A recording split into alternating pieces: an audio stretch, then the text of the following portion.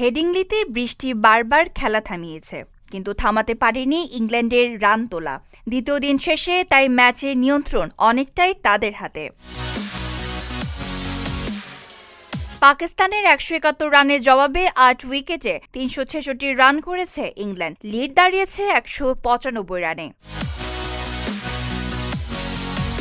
এই অবস্থান তৈরি হয় জো রুট ও জর্ডান কক্সের ১৫০ রানের জুটিতে। কক্স ৭৩ আর জো রুট ৬৬ রান করেন। রুটের ব্যাটে আসে টেস্টের ৪৮তম হাফ সেঞ্চুরি।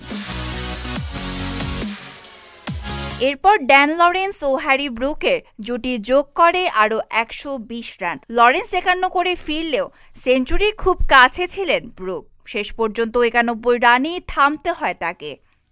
পাকিস্তানের হয়ে অবশ্য লড়াইটা ধরে রাখেন আলী উসমান। নিজের তৃতীয় টেস্টের প্রথম ফাইফার তুলে নেন তিনি। ইংল্যান্ডের মাটিতে ১০ বছর পর পাকিস্তানের কোনো বোলারের ৫ উইকেটের কীর্তি এটি।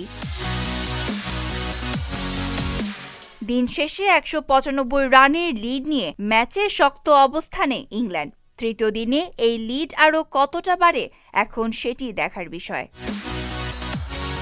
Desk report, Dhaka post.